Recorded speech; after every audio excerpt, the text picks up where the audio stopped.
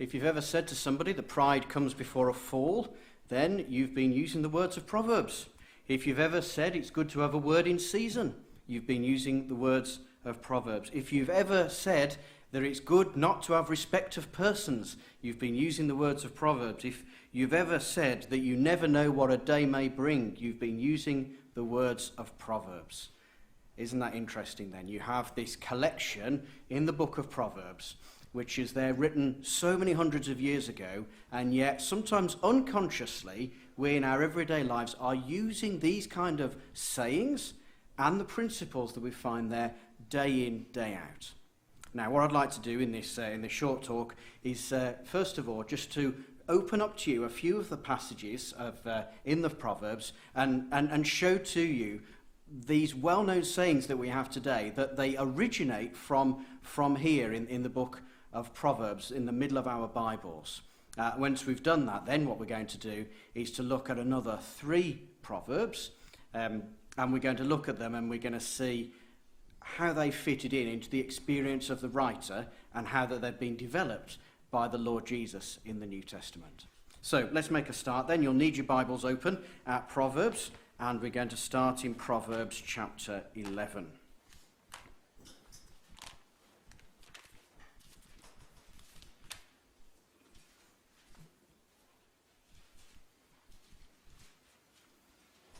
So here what we're doing is by way of whetting your appetite to show you that when you open up some of the pages in this treasure trove of Proverbs and pieces of advice, you'll find in there things that you'll recognise from the things that we say every day.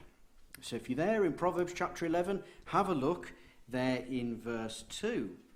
When pride cometh, then cometh shame, but with the lowly is wisdom.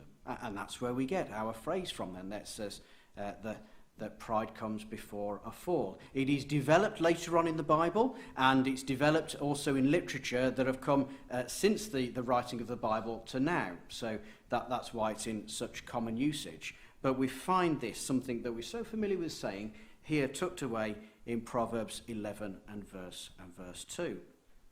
I made reference, didn't I, also to a word in season, and we find that in the Proverbs as well. Let me show you where this is. It's in Proverbs 15.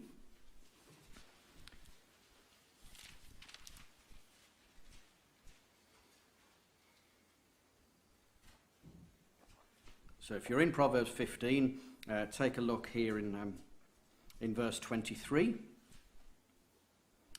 A man hath joy by the answer of his mouth, and a word spoken in due season, how good is it? If you hear someone over the next few days saying, well, that was just a word in season, that was. Well, here's where the words come from, tucked away here in Proverbs, this time chapter 15. I asked you if you've ever heard anyone say, well, it's good not to have respect of persons. Well, if you've got Proverbs open, have a look in chapter 24, and you'll find that that's where we get that phrase from.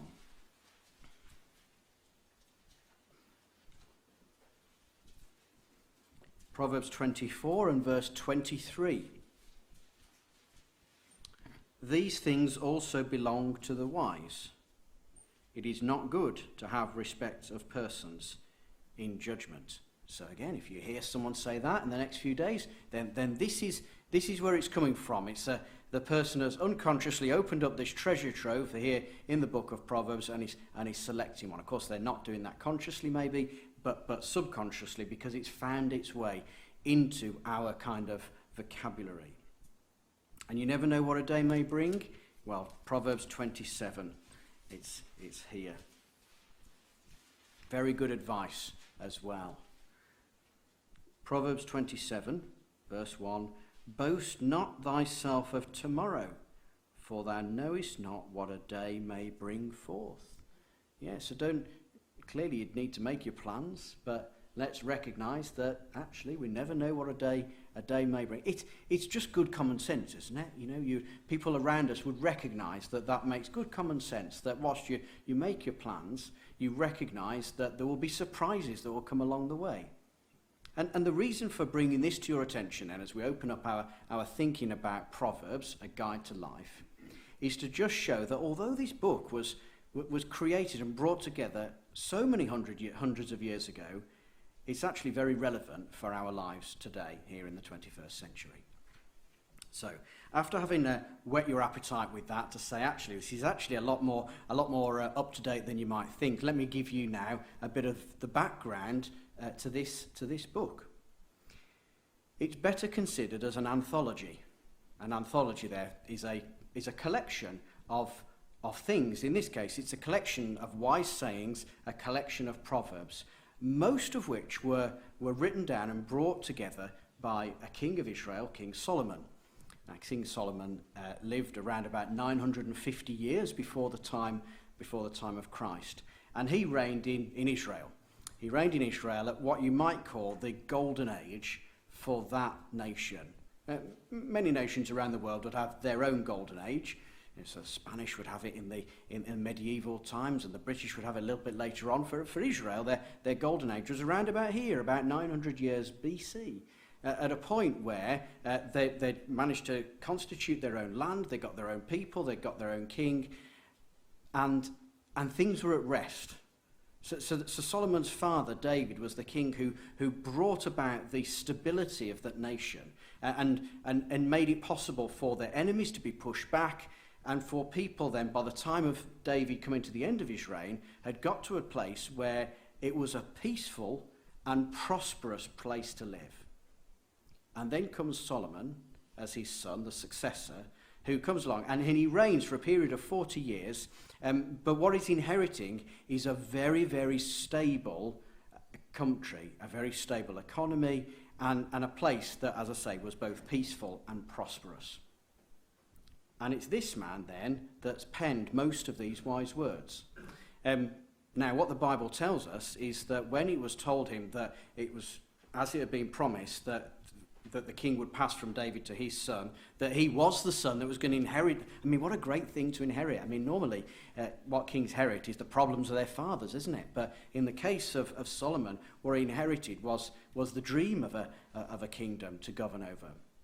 And so, religious man as he was, he approached God in prayer and said, I don't ask for wealth. What I ask for is wisdom. He recognised the great responsibility that he'd been charged with to be the king, the ruler over this people. It wasn't immediately apparent to him that he'd got to push back that neighbour or he'd got to push back that enemy, because that had already been done. And therefore what he wanted was not wealth or strength or military might. What he wanted was wisdom. Wisdom so that he could rightly lead this people into whatever should come into their path. And the Bible tells us that God told him that he would be given a double portion of wisdom, that he would become one of the wisest, if not the wisest man that's ever lived. And I think it's a proverb of itself today, isn't it, where people would say you would need the wisdom of Solomon to decide between this or that. If you've got a balance, you've got to strike between two extremes, people would say, or they recognise if it was said, that's a tricky thing to decide. You need the wisdom of Solomon to be able to make that judgment. And they're referring back to this person here then, that asked for wisdom and was given wisdom. And in the book of Proverbs, in this treasure trove of good pieces of advice, the advice is, in most cases, is coming from that man that got all this. Isn't that great then? So if you think about this person that lived so long ago, I mean, we're nudging 3,000 years, so long ago. What information do we have of this country of 3,000 years ago? I mean, it's emerging, but it's scant still. But whereas look at this, you've got this whole collection of these wise things that this man said of so long ago, and we've got them here in our Bibles, and you can get Bibles on your phones. You know, you can actually be never more than a tap away from the wisdom of this man that lived so long ago. And it's been validated as well, hasn't it? Because, as we say, there are certain phrases that we would recognise, if not used today, that are taken from the things that he wrote down. So, we can see that many of the things that we use today and we say today can be found in this book. And I told you a little bit about where this book comes from and who caused it to be written down. What I'd like to do now then is to go into a little bit more of a deep dive on 3 or 4 examples of these proverbs.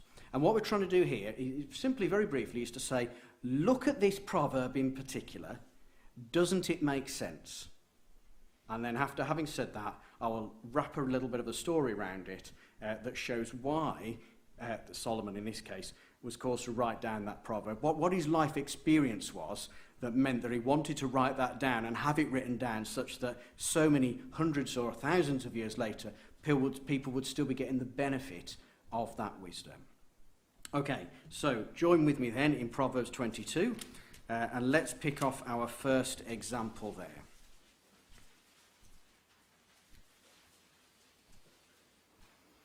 What you find with the book of Proverbs is that because it is an anthology, it's a collection, that sometimes it can be quite challenging to read it. When you read, we try and get the flow of a narrative, don't we, as a story. And that can be quite challenging here, because what it is a collection of wise sayings. So what we're going to do is going to be delving into 3 or 4 of them in isolation and see what you think. So Proverbs 22 and verse 7. The rich ruleth over the poor, and the borrower is servant to the lender. I mean, doesn't that make sense in today's world? Yeah, just think about yourselves. You might be debt-free. And if you are debt-free, then people will say that you are financially independent. And that's in tune with this proverb that you've got here that says that the rich ruleth over the poor, and in particular the borrower is servant to the lender. Yeah, so I know that first thing tomorrow morning I'm going to have to be on the train going to work because I've got a mortgage that needs to be paid. I'm being lent this money and I'm servant to them. Sounds a bit onerous when you put it like that, but that's the reality, isn't it? I'm servant to them until it's paid off. And the same would go, wouldn't it, for not just a mortgage, but credit card bills and store cards and any ongoing payments that we've got. We recognise that we're duty-bound to do certain things because we are the borrower and we are servant to the lender. In the New Testament, you might want to keep a marker there in Proverbs 22, but in the New Testament, Jesus was going to use this principle as a means of explaining the principles around forgiveness. And I'd just like to show you this. If you could turn in your Bibles to Matthew chapter 18.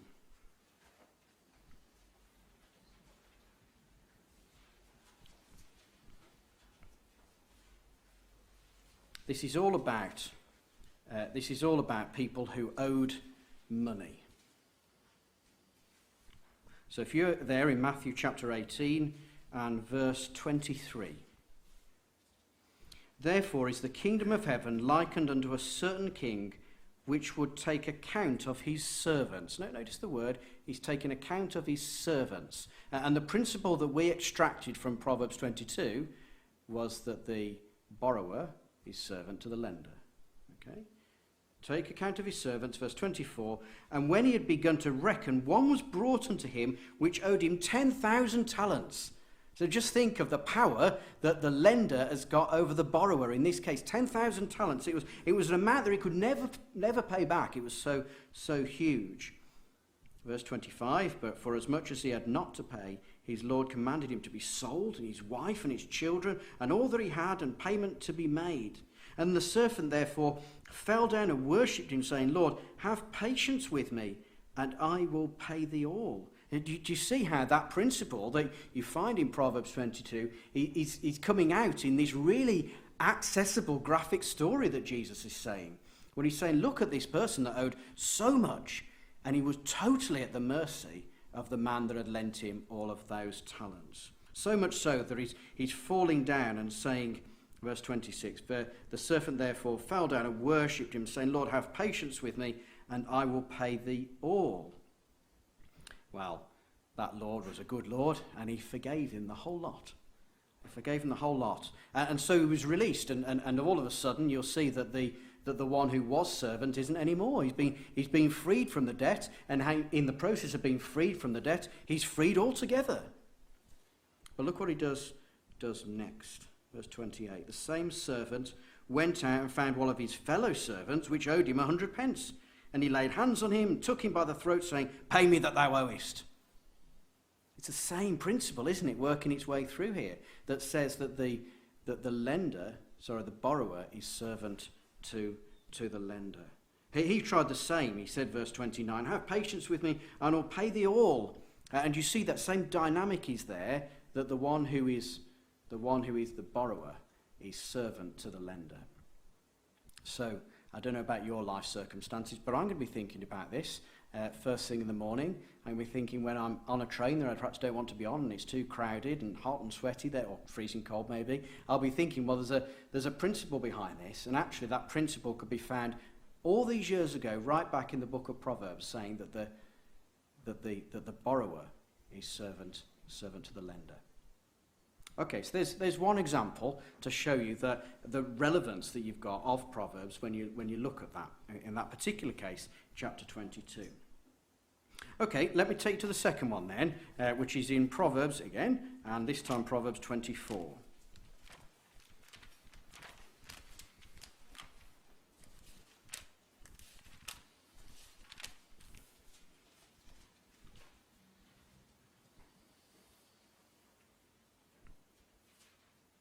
Proverbs 24 and verse 29. And there you'll see here there's some really, really good guidance for us as we try and live our lives. For Proverbs 24 verse 29 says, say not, I will do so to him as he hath done to me. I'll render to the man according to his work. He's done that to me, so I'm going to do the same to him. Don't do that. Don't do that, says the proverb. So this is about retaliation then. This is about retaliation that says, although it might be tempted to say, because this has been done to me, I'm going to do the same back again, the proverb says that's not wise. That is not good judgment. And current thinking today will support that. That says actually, if you continue constantly in this world of tit-for-tat retaliation, then actually it doesn't get anybody anywhere. If you take this in the workplace, and you have a situation where someone is doing something unpleasant to somebody else, and they choose just to do the same back at them all the time, is that going to be conducive to that organisation reaching its goals and its objectives? Not at all. You've got conflict, and you're not moving anywhere. Think about it in a family. If you've got this attitude that says, well, because that's been done to me, I'm going to do the same back to them, is that going to bring about a harmonious situation in that family? No, it's not. It's going to bring about dysfunction in the family. Think about it in a marriage. If you're saying, well, because that person's done this to me, I'm going to do the same back to them, is that going to bring about a healthy relationship? No, it's not.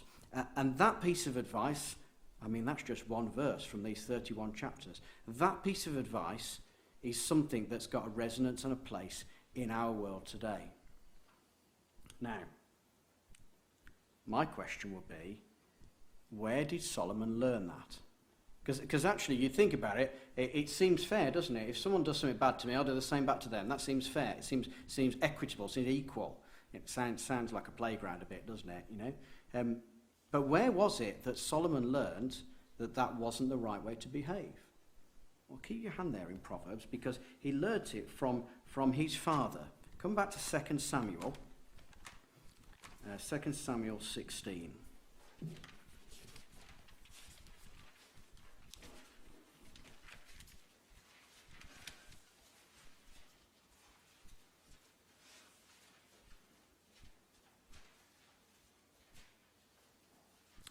Let me tell you what's going on here in 2 Samuel 16. There's been, in the house of David, do you remember the king that pushed back all his enemies and set up this golden age, this peace and prosperity? Well, actually, it's before he's got to that point. It's during the time where he's trying to put down all this rebellion, that actually there's a rebellion that comes from his own house. And the rebellion comes from one of his own sons, not Solomon, who put the Proverbs together, but another one, a son called Absalom. And it was a rebellion, it was insurrection. And it was so bad that what had to happen was that David had to leave the capital city and ultimately come back again. But he had to leave because of what his son was doing. Now, while he was walking out of the city and going to his place of exile, you've got some chap that comes along and thinks it's going to be clever to curse him and throw stones at him. I mean, that's pretty grim, isn't it, by any man's standards? Have a look at this then, 2 Samuel 16 and verse 5. When King David came to Bahurim, behold, thence came out a man of the family of the house of Saul, whose name was Shimei, the son of Gera. He came forth and cursed still as he came. He cast stones at David and all the servants of King David, and all the people and all the mighty men were on his right hand and on his left. And thus said Shimei when he cursed, come out, thou bloody man, and thou man of Belial. The Lord hath returned upon thee all the blood of the house of Saul, in whose stead thou hast reigned. And the Lord hath delivered the kingdom into the hand of Absalom thy son. And behold, thou art taken in thy mischief, because thou art a bloody man, a man associated with blood. Brave, you might say. Foolish, you might say. Just think about it. He's coming out to the king in a pretty low state, as he's been exiled on account of the work of one of his sons. And he's there with all his mighty men. And this Shimei is going to come along on his own. He's going to start throwing stones at him, start cursing him and saying, you're getting your comeuppance now, aren't you, David? How sharp, how strong would the temptation have been for David to turn to one of his mighty men and say, just strike him dead? Easily done? Probably no retribution would come from it. Is that what he did? Verse 9 says, Then Abishai, son of Zeruiah, said to the king, to David, Why should this dead dog curse my lord the king? Let me go over, I pray thee, and take off his head. Yeah, he grasped it, hasn't he? But look what David says. The king said, What have I to do with you, ye sons of Zeruiah? So let him curse, because the Lord hath said unto him, Curse David. Who shall then say, Wherefore hast thou done so?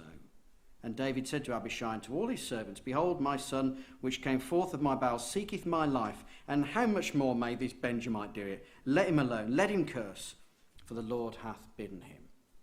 You see, the easy reaction would have been to say, strike him dead. And that's what Abishai, one of the king's men, had worked out. He said, look, just give me the word, I'll do with him. And that would be retaliation, wouldn't it? Eye for eye, tooth for tooth. But David says, don't do that. Don't do that, because look, if my own son is going to cause rebellion, and this really is nothing, I'm going to choose to turn the other cheek and let him curse. And I believe what happened is that by the time you get to Solomon's day, that this story had been recounted and recounted as an example of David's wisdom when he was wise enough to say, let this man curse. Now, what's actually going to happen in this story is when David's coming his way back, when actually the insurrection that's happened in Jerusalem, when that's been dealt with, and David's making his way back, this guy Shimei is going to come along, and he's going to look a little bit sheepish, because all of a sudden he wants to be back on David's side now that he's recognised as the king. And David, because he's not struck him dead, he's able to deal with him gently and set an example to all of his people that actually this is the way you deal with difficult people. You let them be as they are. You don't just retaliate in exactly the way that they mistreat you. Way ahead of his time.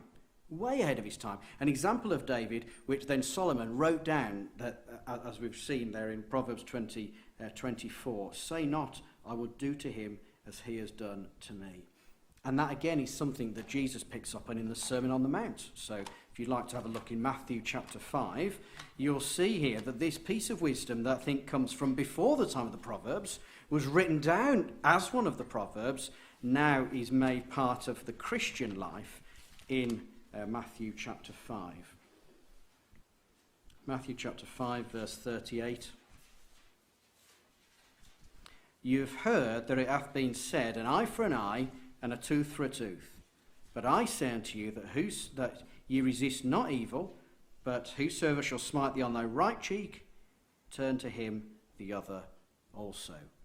And there is then that piece of advice written down in Proverbs, used by Jesus, and then which is a great piece of advice for us in our lives. So think about that for yourselves. You might be sitting there or watching this online and thinking, well, I know I've got this difficult situation looming up, or I've got this difficult person that's going to be doing these things, either at work or at college or in whoever I might be rubbing shoulders with this week. Just think, although the temptation is so sharp to do unto them as they've done unto you or to me, actually the good advice is to say, don't do that. Just don't return to them in the way they did. Actually, let's just raise our behaviour to a higher level. Imagine what the world would be like if everybody managed to do this. What a great piece of advice. And it comes from Proverbs, great guide to life. Did you keep a marker in Proverbs? You should have done. We're going back there now. Proverbs 25.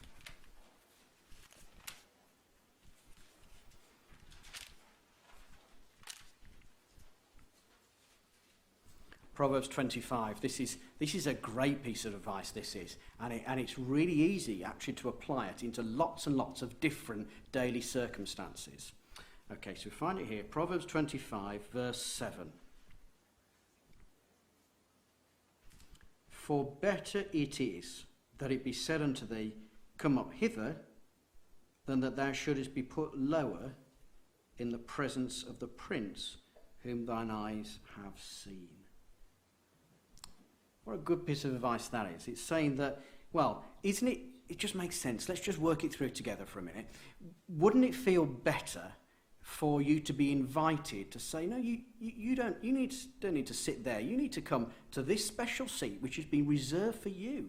You know, imagine if this was at a wedding, you know, where it's all quite a big deal, isn't it? Where everybody's going to sit. Imagine then that you're snuck in at the back and someone can say, well, no, we've got a seat for you. You've got to sit here right at the front. You might be a bit embarrassed, but inside there's a little part of you that will be loving it, wouldn't you, as you walk to the front and take a really good seat. And compare that with the opposite, where you sit down at the front and someone says, nice to see you, but this isn't your seat. You need to go a bit further back, because that's where your seat is. And imagine the shame you'd experience as you make your way back. Now that's a little bit of an abstract principle there, but what's really helpful is that, again, it's Jesus in the New Testament who picks up on that principle and paints it into such a graphic picture, which is the one I've just been borrowing. So keep your hand there in Proverbs again, or a marker. We're going now to Luke chapter 14. And here see that example brought out for us. Jesus is picking up on the sentiment in that proverb in Luke 14, where verse 7 says this.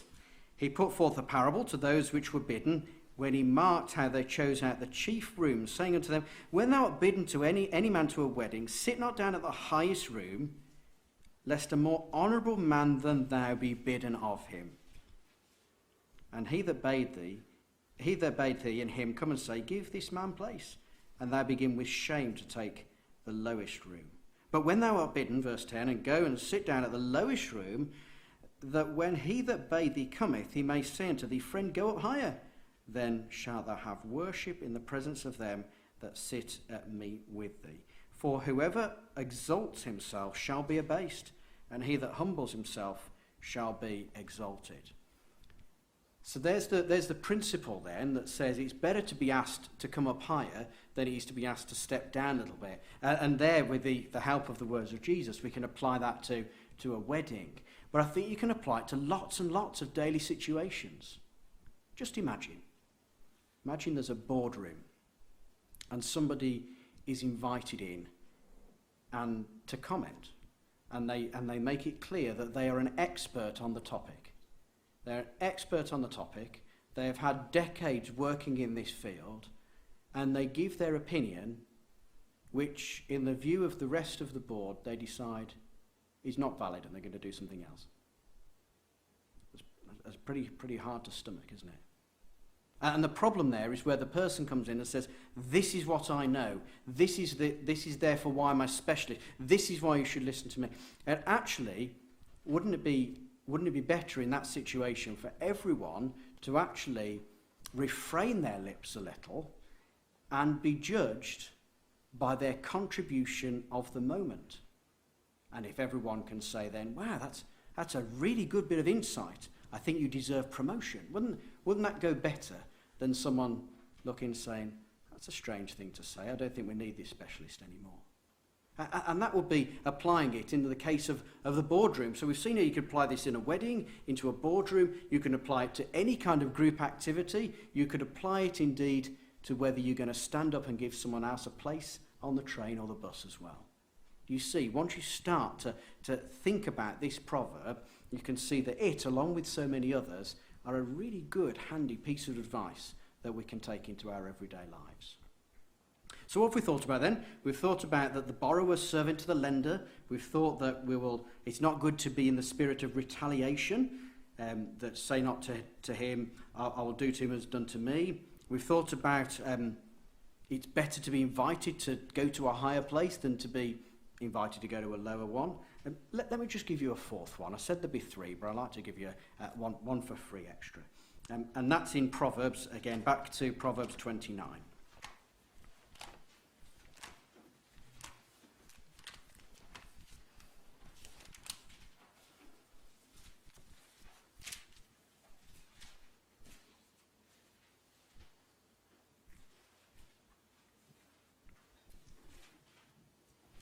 Proverbs 29, have a look at verse 17.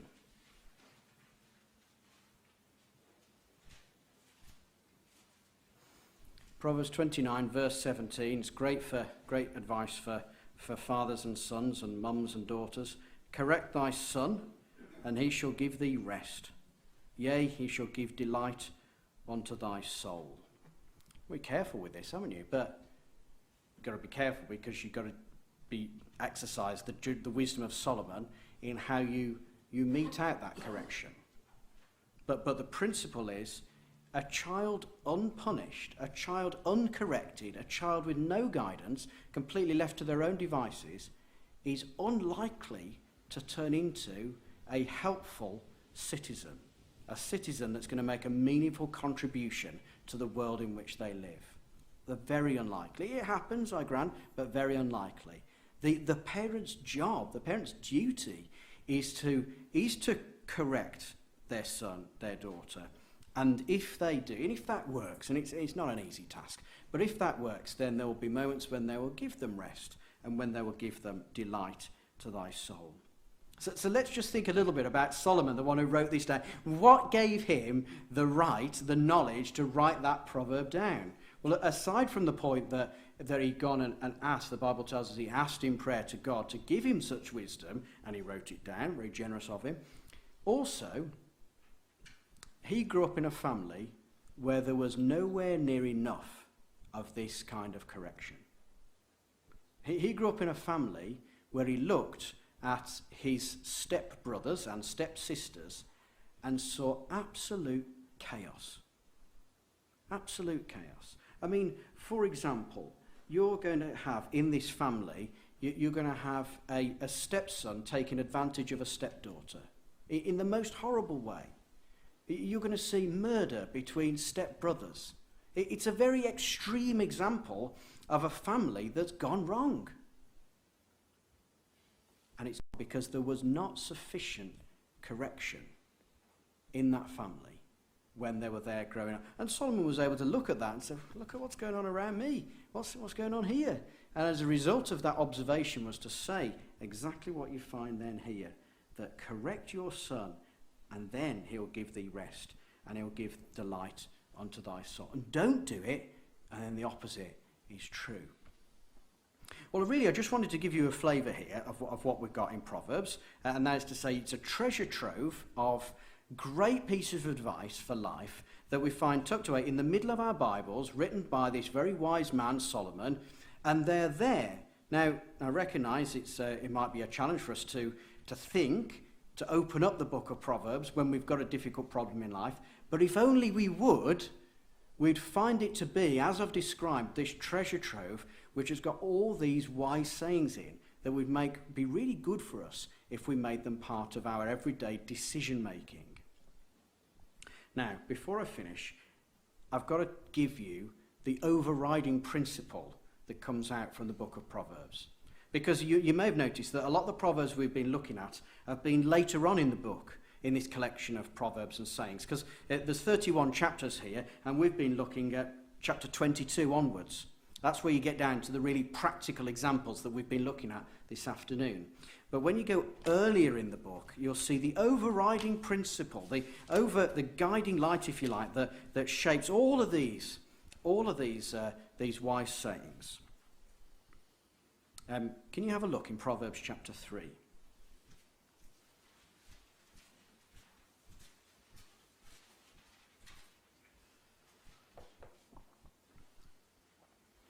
Because the fundamental piece of advice that Solomon's to give out, ahead of all of those other really useful things, the most fundamental piece of advice he wants to give out to people is this. Proverbs 3 and verse 5. Trust in the Lord with all thine heart. Lean not unto thine own understanding. He's going to give all these proverbs that are going to follow, but the principle is make God part of your life. Trust in the Lord, trust in God, and don't just trust in your own judgments. That actually, he says, when you find yourself in those different situations, when you find yourself at work, then actually make God part of your decisions in prayer, and also consciously that when you're making a decision, you're using godly wisdom, not just what you can think up yourself. There's a whole wealth of self-help books that are available, and by and large, they're great. But the advice that comes from here is don't just work on your own understanding, but overlay it with this principle of trusting in God. And so therefore, my appeal to you is to say, in whatever circumstance you'll find yourself in, take God with you. Make God part of your life, not just on a Sunday, but make God part of your life when you are preparing food, when you're going to work, when you're in the car, when you're on the bus, when all the things that you're doing, take God with you. And then it will be so much easier to make better judgments because they're the judgments that God has written down. Proverbs, they are a great guide to life, where if there's just one thing we take away, it's trust in the Lord.